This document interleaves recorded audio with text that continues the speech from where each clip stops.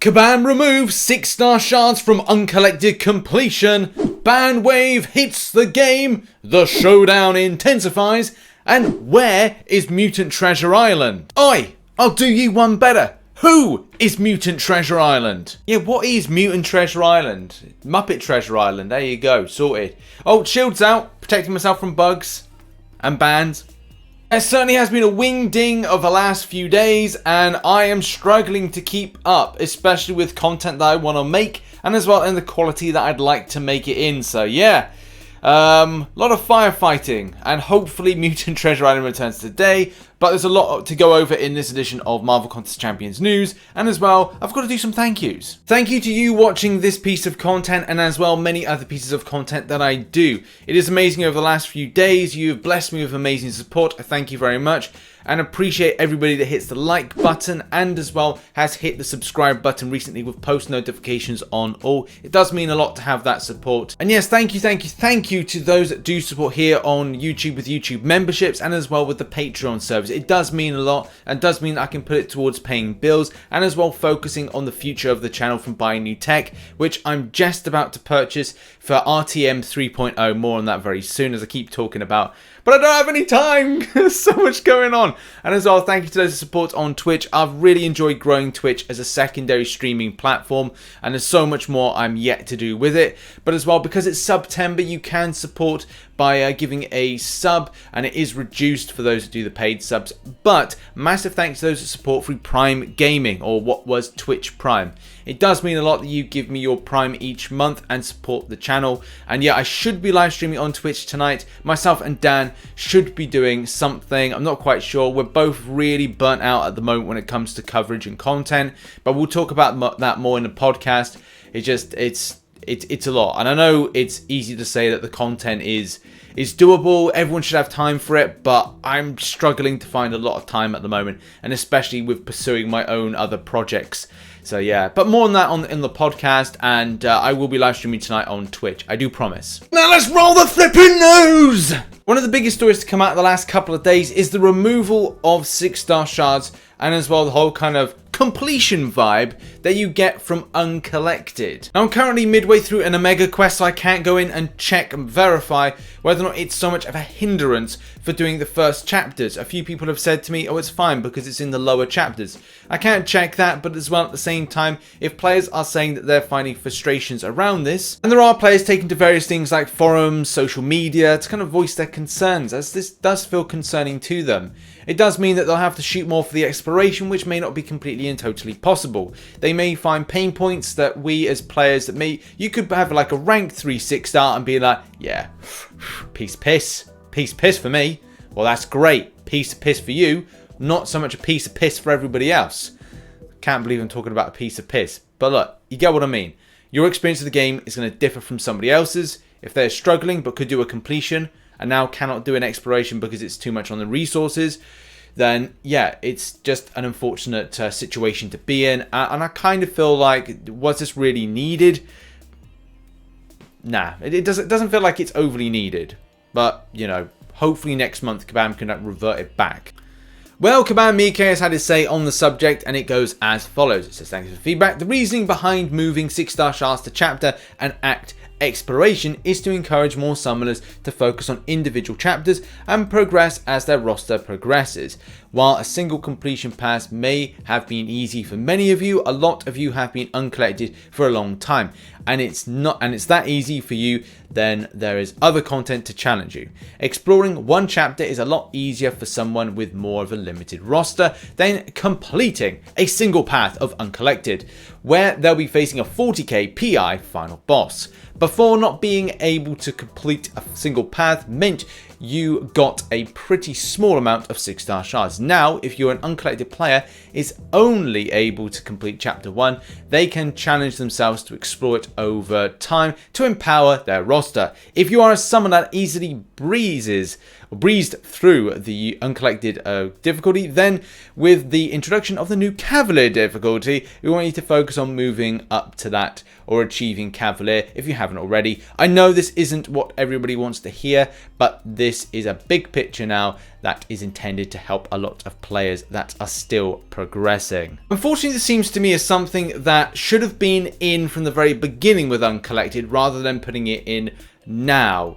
It would be a case, I know that Kabam are looking at the stats and probably saying that by whatever token this is to say that, look, there must be a lot of players that are uncollected rather than Cavalier.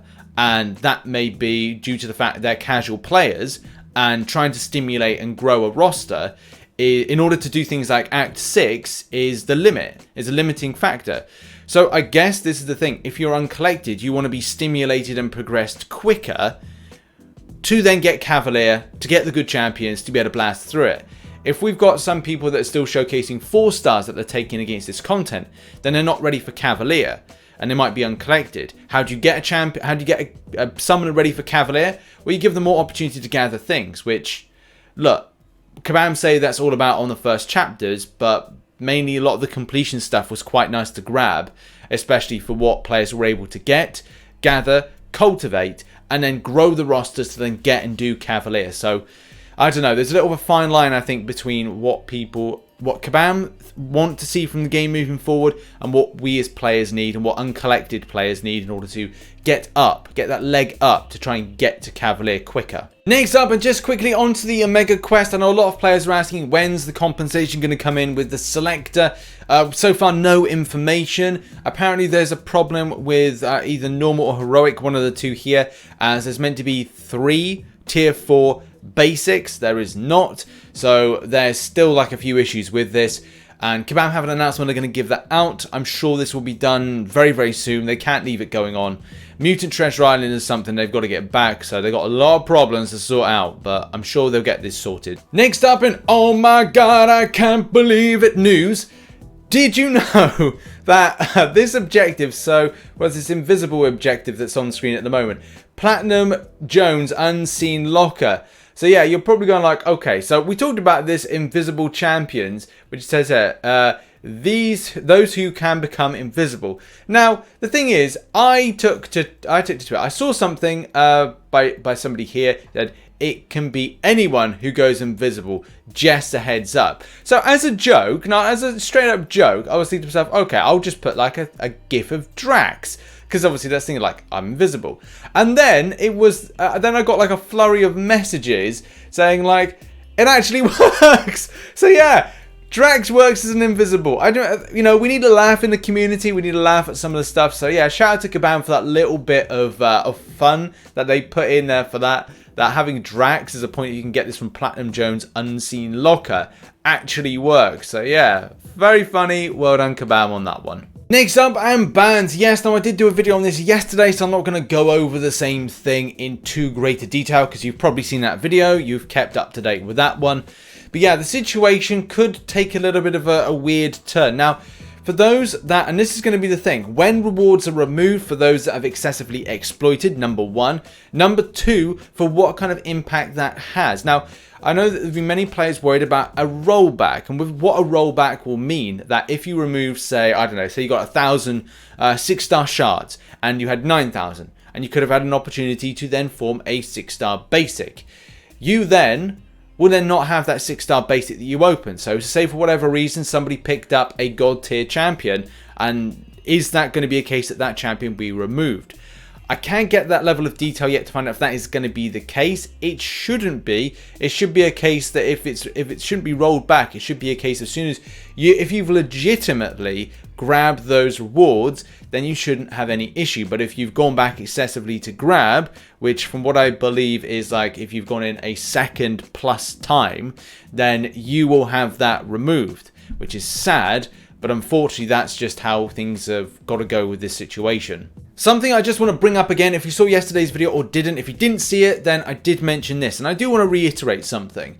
If you have been playing for over 1 year and several months, so since May 2019, if you've been playing prior to that, then you will know that Kabam have banned against exploits in the past. They've done it once. They've done it now, and I'll continue to do it. So it may be a case that the next time there is a quite obvious exploit that when I'm going to do a video about it, I'll be mentioning this, and I'll be mentioning the current ban situation. So do be aware, guys. But look, the whole situation is savage from the point of the ban length. Now, I was expecting to see something like 24, maybe to 72 hours and the items removed. 7 days I've seen as a ban, which is just like, that's a long ass ban to do. And as I said, it does affect a lot of other things when it comes to like alliance-based participation. I've seen people just like say like, you know, I've been banned, so it's not good. And a final word on when this is going to be returning is going to be a major thing. Kabam Boo put yesterday, good afternoon folks, we apologise for the continued interruption, but we are still determining some very important factors before we resume this exciting event.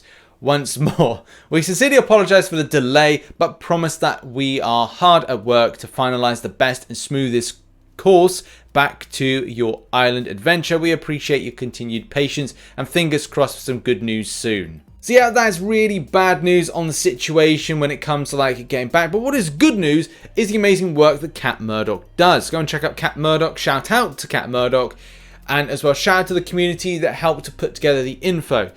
So Cat has put some amazing info together, as you can see on screen at the moment. The bosses you encounter when you do Mutant Treasure Island, the interactions, the champions, just a map of everything, and as well what is on the route. This is amazing. So if you are looking for more details when Mutant Treasure Island drops, this is the go-to thing. And it is just gonna make your life so much better to then plan what you want. Maybe you want to go for some 6-star shards, some 5-star shards, some signature stones, maybe even awakening gems and whatnot. But yeah, I don't know if Cat is going to be doing a lot more of this. There's still some to fill out, but as well, will she be doing epic? I don't know. I'm gonna try and find out that info. But yeah, check it out. Links in the description down below. This looks amazing. And now on to the Summoner Showdown, which I promised this time to get right, because last edition I got wrong, as I said something twice. Sorry about that, guys. Thanks to those that pointed that out. But yes, we got Ultimate Theory in the Americas as number 1. We got Daniel as number 1 in the Europes. I don't know if that's a thing. Daniel. I don't know. I don't know how to really kind of like put that into any kind of like thing. That may be his name. That may be his name. Is in real life his name. Hello. Hi, what's your name? My name's Daniel. So and so. Like, oh, hello, Daniel. So it's like, I don't know. Must be weird at school, but you do you. I'm not even going to try that name, but congratulations on being number 1. Now on to my favourite part of the week, and that is Art Corner. It's my favourite because there's less time for scuff, and people's passion comes through, and there's everything all chill and lovely with the world. Starting off with Newland's Theory. Newland's Theory puts together this fantastic Heralds of Galactus art. Shows the creation process here, which I love. I love the element of detail that players go into certain things. From texturing, I'm a big fan of texturing. If you kind of like hear me in some of these art corners, like, oh, I absolutely love the texturing. I'm just kind of like fine art connoisseur. I'm not. I just enjoy a bit of art. But this took my breath away as well. Like, it is amazing. This Chadwick Boseman piece of art is, oh, it's just lovely. I love the way that they've gone out of their way to just do things with the beard. Again, we've got texturing, we've got the way the light hits. You can see that the way they've done like where the lights hit there, where the lights hit in certain other places. Just imagining like if there was indeed like lighting on a particular person, how that's brought out. Yeah, you're going off of an image for reference in order to create this, but again, it's amazing. The level of detail on the suit as well is coming on in. So yeah, I absolutely love this piece. Also, this is SFU Korax, who puts together this boxing fight with like the champion, like the things Rocky Balboa, ha ha ha, very funny joke, and as well like the champion's looking pretty cool, looking a bit like good. This is just like, this is definitely Rocky. I think it's like there's little details there, like does that say Earth? I don't know if there's anything on the gloves for the other. I can't really make it out, but. Yeah, that is pretty cool. I love that. Well done to the people, and their amazing talent and art. Now I can't forget this. Go and check it out. Link is in the description. This is done by Photoshop Memes, and it's got the brothers doing the Macarena. So, yeah. Imagine that. That's your Friday, guys. With everything going wrong with Marvel Contest of Champions, just do this. Hey, Gamer Scuffed. Right. And there we go. That has been your Friday edition of Marvel Contest of Champions news. I got so much content to grind over the weekend. I've got Arena to do in order to gather unit. I've got Cavalier, Uncollected, Variant 5, Omega Quest, and I've got Act 6.2. Man, I've got to do a big lot of catch up with content, and as well, I've got loads of things to record and get together. But check out some recent content there. Check out some other stuff over there, and I'll see you very soon for a busy next week. Bye-bye.